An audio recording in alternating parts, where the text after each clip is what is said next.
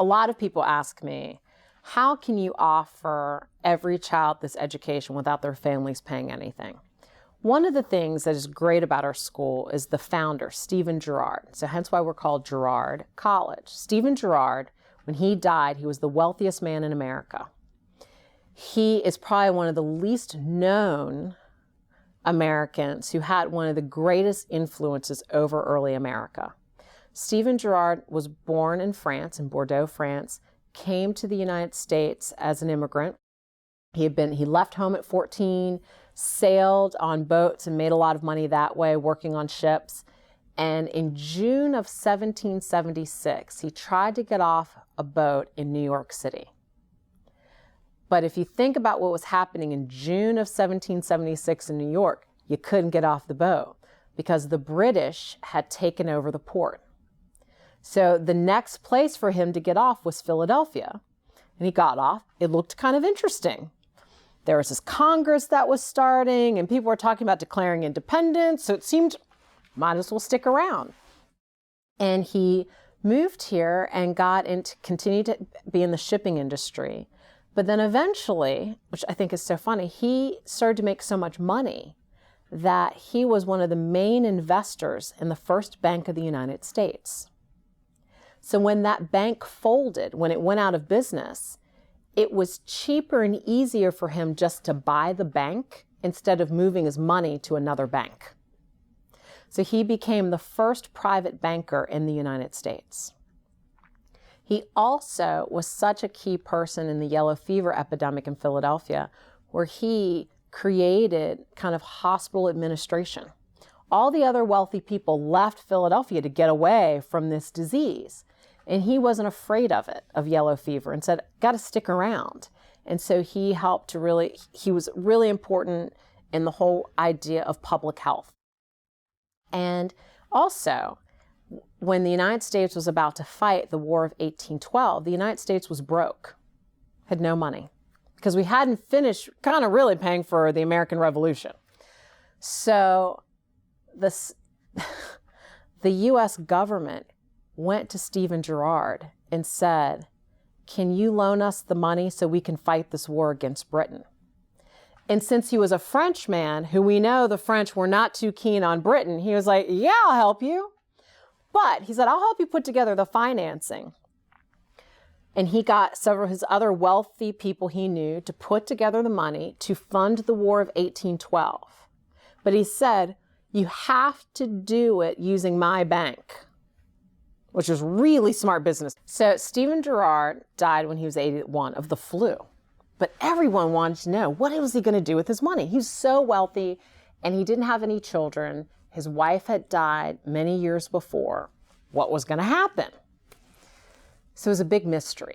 And there were only his lawyer and the 3 people who were witnesses to his will who knew what he was going to do. So when he died, they have the big meeting. And he had a brother who had children. So I'm sure they're like, dude, Uncle Stephen's going to hook me up. Didn't work out that way. The first thing he did in his will was to free his black woman, Hannah, and to create a trust for her, or an annuity for her, so that she would get money on a regular basis so that she was taken care of for the rest of her life. Because this was before Social Security, before people had retirement plans and pensions. So he made sure that Hannah was taken care of. That was so stunning. That's the first thing this rich guy does in his will. No one was doing things like that then. Slavery was still legal in the United States. And he's like, she's been so good to me, I will take care of her financially forever. And then he left money to a few other places, some hospitals, some organizations. He also did things like left money to the city of Philadelphia to build more firehouses, because so many people at that time died from fires. And so to make sure, to widen the roads in certain parts of the city, to add streetlights so that it was safer. He also left money for a girls' school, not to found it, but just to help to support the school. So he left money all over the place. And then he left the bulk of his fortune to this place he called My College, the school where students will go before they go on to university. He's French. So So that's why we're called a college. And he wanted this college to be for what he defined as poor white orphan boys. He wanted them to have a practical education so that they could be good citizens, they could be productive. He wanted them to learn ethics and morals. He wanted them to be able to take care of their mothers and other people in their families, and felt like this was the best way of helping this group of people who he saw were kind of on the outside of society. He also was a student of the French Enlightenment and was a huge student of Voltaire and Rousseau. And so he believed in the idea of civic religion.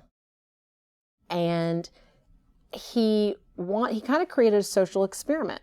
He's like, what happens if you take a group of very similar people who may come from different backgrounds or experiences, but they have a lot of similarities. They're boys, they're poor, they're white, and they don't have fathers anymore.